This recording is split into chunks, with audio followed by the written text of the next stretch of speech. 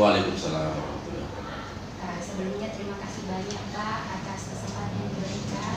Bapak meluangkan waktunya di tengah kesibukannya untuk saya wawancarai dengan beberapa pertanyaan terkait tentang bagaimana Bapak dalam pengambilan keputusan yang berkaitan dengan kasus-kasus tentang dilema etika maupun rujukan moral. Terima kasih atas pertanyaan pertamanya. Kaitannya pertanyaannya bagaimana kami memutuskan mengambil sebuah kebijakan keputusan terkait etika dan moral yang terjadi pada anak-anak peserta didik kami. Itu awalnya kami proses dulu di guru mata pelajaran. Setelah di guru mata pelajaran kami melanjutkan di tingkat wali kelas. Setelah wali kelas proses, ada penyelesaian di situ, cukup sampai di situ.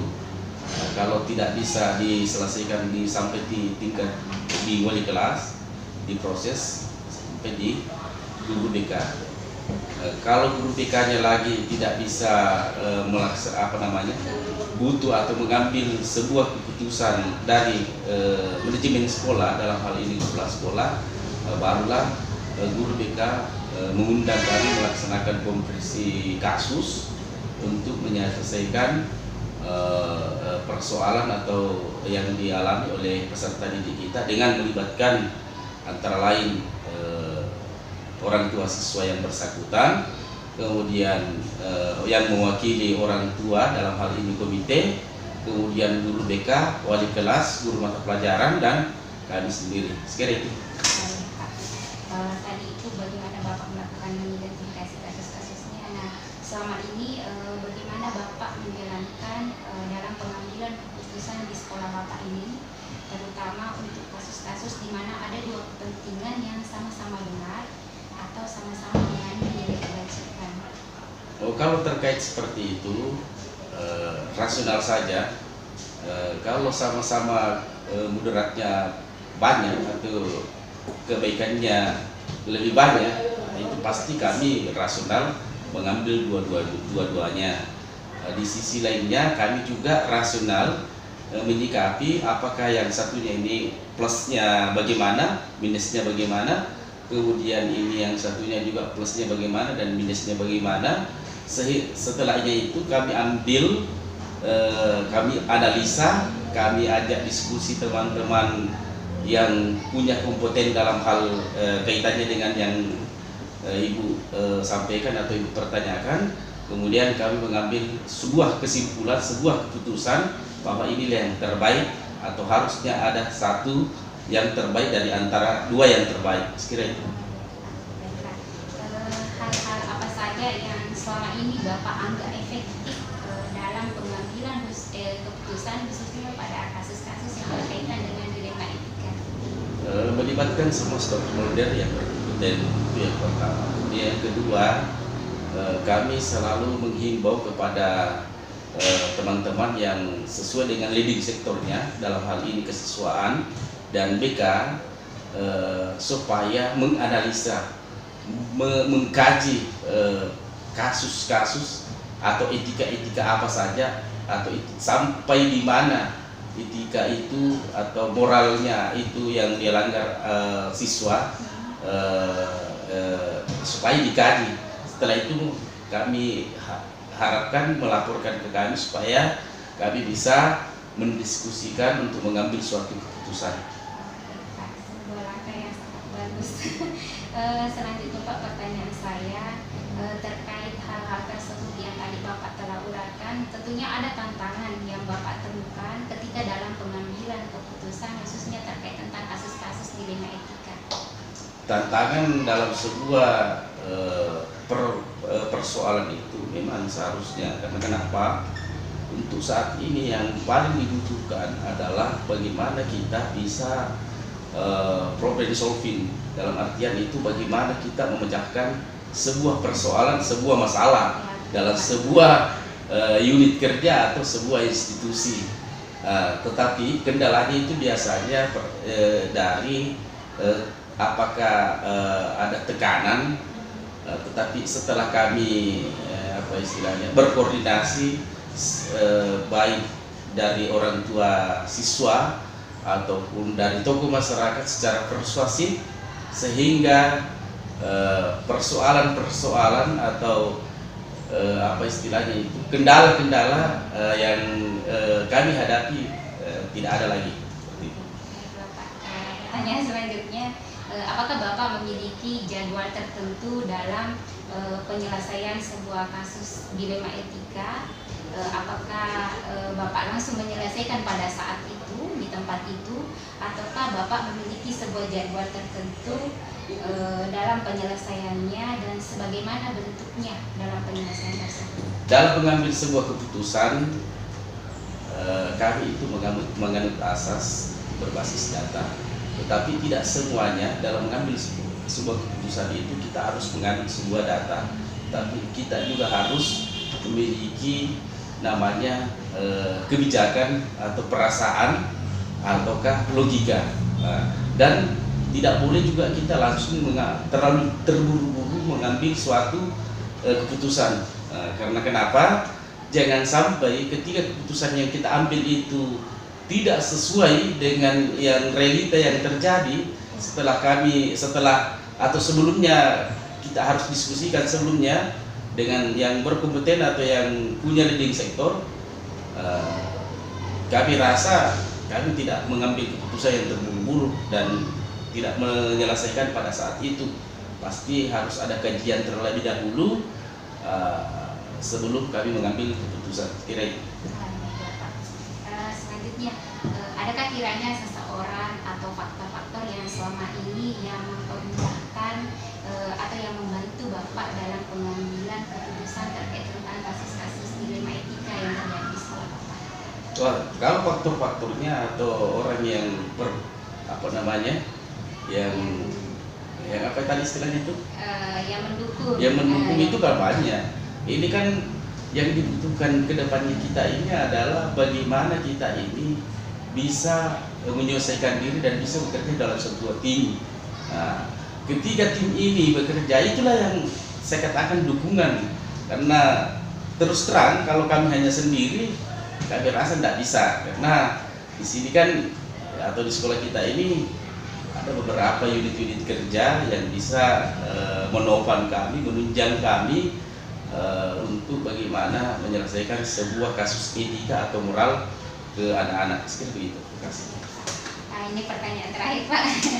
Dari semua hal yang telah Bapak sampaikan, tentunya ada pembelajaran yang Bapak petik, yang bisa Bapak petik dari pengalaman ketika Bapak mengambil sebuah keputusan.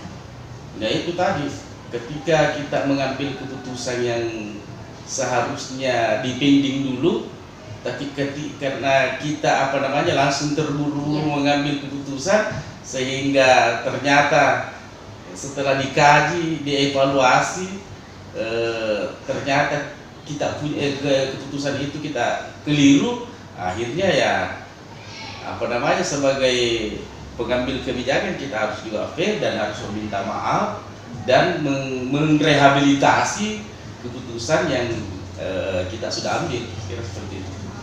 Pak, terima kasih banyak Pak atas waktunya dan menjawab beberapa pertanyaan saya terkait tentang bagaimana Bapak selama ini dalam pengambilan keputusan di sekolah menyangkut kasus-kasus yang terjadi di sekolah Bapak. Sekali lagi terima kasih banyak. Terima kasih.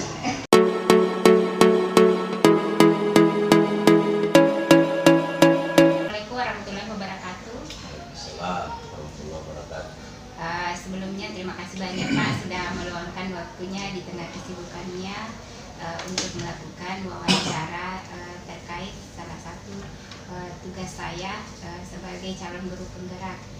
Di sini saya ingin menanyakan beberapa hal kepada Bapak terkait bagaimana pengalaman Bapak selama ini selama menjabat sebagai kepala sekolah dalam pengambilan keputusan. Selama ini bagaimana Bapak mengidentifikasi kasus-kasus yang merupakan dilema etika atau kejujuran moral? Terima kasih. Begini, sebenarnya permasalahan-permasalahan atau kasus-kasus seperti ini terus terang sangat-sangat rumit, dan pengambilan keputusannya atau mengidentifikasi masalahnya itu terus terang sangat susah sekali, karena bagaimana menentukan apakah dia masuk di kasus-kasus etika atau juga moral.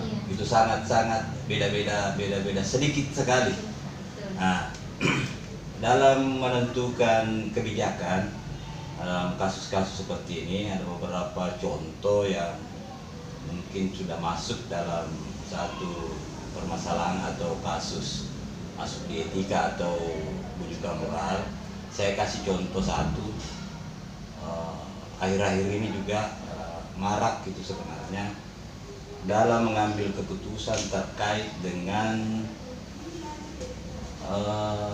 penggunaan handphone Android bagi siswa, ya. Ini sebenarnya di sisi lain ada kegunaannya, ya, tapi di lain sisi ketika pengguna tidak bisa menggunakan dengan baik, dalam hal ini baik itu siswa maupun warga sekolah lain termasuk bapak ibu guru, nah ini nih karena sama-sama mempunyai nilai kegunaan, ya. Sama-sama mempunyai nilai kegunaan. Nah, bagaimana saya mencermati seperti itu? Saya melihat dulu sisi kemanfaatannya atau kemanfaatan dari segi waktu. Maksud saya jangka pendek, manfaat jangka pendeknya dan mungkin ada jangka panjangnya. Nah, ketika permasalahan itu kami sudah bisa meramu bahwa seperti ini, barulah kami mengambil keputusan, tentu dengan persetujuan melalui rapatkah atau apakah dengan para guru pembimbing. Nah, seperti itu kasusnya. Ada lagi satu terkait dengan warga sekolah. Nah, ini saya identifikasikan atau saya golongkan masuk ke dilema masalah etika. Satu, ini terjadi. Nah, saya juga baru di sini, tapi sudah banyak kasus-kasus kecil semacam itu yang membutuhkan penanganan khusus, yang membutuhkan keputusan khusus agar saya tidak salah dalam mengambil keputusan. Nah, ada satu contoh di sekolah ini, nggak apa-apa saya dalam wawancara atau wawancara ini saya ungkapkan bahwa, nah, kita rata-rata teman-teman guru rata-rata itu setelah saya amati beberapa bulan, itu rata-rata jam masuknya atau tepat masuknya di kelas itu rata-rata terlambat. Ya, rata-rata terlambat. Nah, ada beberapa guru kasih saran ke saya bahwa, Pak, tidak bisakah jam mengajar itu dari 7.15 diundur sedikit ke 7.30. Jadi dia mundur sampai 15 menit. Nah, ini yang menjadi saya harus cermat betul untuk mengambil keputusan. Kenapa? Karena di sisi lain untuk mendisiplinkan anak kita harus datang cepat pagi, tapi di lain sisi kebanyakan juga mengingat guru-guru kami, ya, guru-guru kami di sini rata-rata ibu-ibu yang punya kesibukan tiap hari pagi-pagi. Nah, ini yang menjadi dilema betul bagi saya untuk mengambil keputusan. Tapi saya harus ambil satu keputusan yang setelah saya cermati, keputusan yang saya ambil itu tidak tersangkut hukum, tidak melanggar norma. Nah, maka saya putuskan bahwa setelah rembuk lagi, setelah dirapatkan bahwa oke lah kita tepat 7.30, tapi 7.30 sudah di kelas. Seperti itu. Ya. Jadi hal-hal semacam itu sebenarnya apa ya, memang membutuhkan keahlian khusus barangkali. Sementara saya pribadi, saya pribadi ya untuk pengetahuan seperti itu saya justru mengandalkan pengalaman saya dan pengalaman contoh-contoh dari senior-senior saya yang bisa saya terapkan dalam memimpin dan mengambil keputusan agar tidak salah, ya. Bukan tidak salah, agar meminimalisir kesalahan. Nah, terkait dengan bujukan moral ini sebenarnya banyak sekali terjadi. Contoh kecil, ketika kita telah melaksanakan satu kegiatan di sekolah, biasanya, dan di tempat saya dulu seperti itu juga, di sini juga seperti itu. Saya lihat biasanya ketika ada kegiatan di sekolah itu pendanaannya dari dana BOS, itu sudah ada aturannya bahwa dana BOS bisa. Nah, kemudian setelah biasanya selesai acaranya dengan mempertimbangkan dana apa segala macam sudah selesai, sudah diserap dari dana BOS sekian, kita sudah syarat-syarat penggunaan dana BOS-nya itu dengan aturan yang benar. Nah, biasa ada bisikan-bisikan dari teman. Setelah selesai itu mau apa Pak? Bagusnya seperti ini, bagusnya seperti ini. Nah, ini juga memerlukan tindakan atau pengambilan keputusan yang harus tepat. Kenapa saya bilang begitu? Karena di sisi lain, ketika saya langsung mengiyakan ajakan seperti itu, sementara dananya dari mana? Ketika saya menggunakan dana BOS untuk hal euforia begitu, untuk rame-rame seperti itu kan sudah salah, berarti sudah menyalahi aturan. Nah, ketika saya tidak mendengarkan, itulah yang benar sebenarnya. Tapi dari sisi moralnya, saya terlibat langsung di situ. Mungkin ya istilah sekarangnya apa ya? Pencitraan. Nah, harus, jadi saya harus pintar-pintar bagaimana caranya koordinasi dengan ketua panitia, kalau ada ketua panitianya apa segala macam. Saya harus mengambil kebijakan yang tidak menyalahi aturan hukum, ada payung hukumnya. Nah, persoalan pendanaan apa segala macam itu bisa kan kami danai mungkin dari pribadi, mungkin dari apa segala macam yang tidak melanggar hukum. Saya kira seperti itu untuk sementara wawancara. Sangat menarik yang Bapak sampaikan. Nah, bagaimana kiranya jika Bapak dihadapkan pada sebuah kasus di mana kasus tersebut sama-sama benar ceritanya terkait tentang nilai-nilai kebajikan yang terdapat di dalamnya. Artinya seperti ini, dalam kasus tersebut Bapak diperhadapkan pada sebuah keputusan di mana keputusan yang satu dengan yang keduanya itu sama-sama besar, sama-sama benar ceritanya, tidak ada yang salah. Bagaimana Bapak menyikapi? Kalau seperti itu, kasus seperti itu kan sama-sama benar, berarti masuk dalam kategori dilema etika. Iya, benar. Nah, kalau semacam itu, ini sebenarnya sangat susah sekali, susah diputuskan. Makanya kalau ada kasus seperti itu dan biasanya yang begitu, kalau saya punya keputusan sebelum saya bawa ke forum rapat Dewan Guru atau dengan yang berkepentingan dalam kasus ini, biasanya saya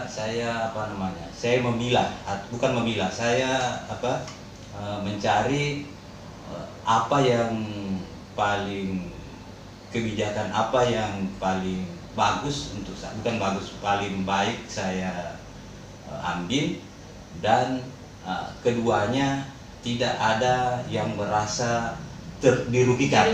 ya. Artinya kita pakai asas keadilan dalam mengambil keputusan itu.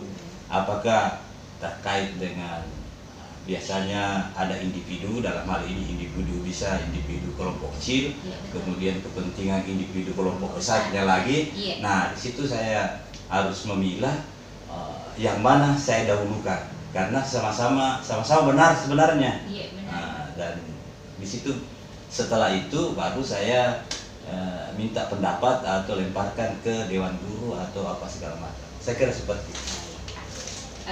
Tentunya selama ini dalam pengambilan keputusan ada hal-hal yang Bapak rasa efektif dalam pengambilan keputusan tersebut.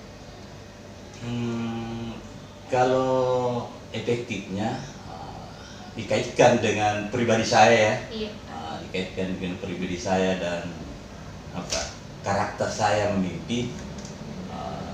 Ketika keputusan itu kebijakan itu saya harus ambil seketika, saya kan orangnya seperti itu. Iya. Kalau bilang 1+1 harus pendapatannya 2 ya, langsung 2 keputusan itu harus saya langsung putuskan bahwa seperti ini, tetapi dengan tetap memperhitungkan efek ke belakangnya. Apakah keputusan saya nanti ini berdampak seperti ini atau Iya. itu berapa? Seperti itu saya. Artinya Bapak sudah siap dengan konsekuensinya nanti. Betul sekali. Baiklah Pak, pertanyaan selanjutnya. Tentunya dalam pengambilan keputusan ada beberapa tantangan yang sering Bapak hadapi. Bisa dijelaskan tantangan apa yang biasanya Bapak hadapi? Kalau di pengambilan keputusan kesehariannya dalam tugas keseharian di sekolah, tantangan yang paling berat sebenarnya itu adalah seperti yang masuk di kalau bujukan moral itu bisa dipilah secepatnya. Iya. Yang paling tantangan yang paling yang berat sekali itu saya mengambil kebijakan adalah semua serba benar. Yang di sisi lagi ini benar, ini juga benar. Iya. Tapi ada kan kita dalam satu sistem pemerintahan, Iya, komunitas. ada induk, ada Iya. kita punya atasan langsung. Iya, betul, Nah, betul. dari bukan kebijakan juga, mungkin ada tugas, ada semacam itu diberikan kepada pimpinan dan untuk meneruskan ke teman-teman yang lain. Nah, inilah keputusan seperti inilah posisi saya selaku pemimpin di sekolah Iya, ini betul. untuk memutuskan kebijakan dari pimpinan Iya. itu yang paling berat sekali. Iya Pak. Itu yang paling berat. Kalau dari masyarakat, dari teman-teman guru yang di dalam intern itu ya ada sih, tapi tidak terlalu terbebani. Iya, betul, Pak. Betul. Selanjutnya Pak, ketika Bapak misalnya mengambil suatu keputusan, apakah Bapak butuh waktu tertentu atau Bapak langsung memutuskan pada saat itu juga? Tergantung permasalahannya. Ya, kalau memang membutuhkan waktu, memang rumit Iya. untuk kami putuskan, sangat berat, itu biasanya kami mengambil waktu seperti yang saya kemukakan tadi bahwa saya konsep keputusan pribadi saya, kemudian memintai pendapat teman-teman yang lain. Seperti itu. Selanjutnya, adakah seseorang atau faktor-faktor yang selama ini mempermudah atau membantu Bapak dalam setiap pengambilan keputusan yang berkaitan dengan kasus-kasus dilema etika? Kalau yang terkait dengan kasus-kasus dilema etika yang biasanya pastinya ada, Iya. pastinya ada. Tapi secara khusus tidak, bahwa ada seperti pembimbingan khusus apa segala macam, tidak. Tapi dalam mengambil kebijakan itu seperti yang saya katakan tadi, yang sangat rumit sekali Iya.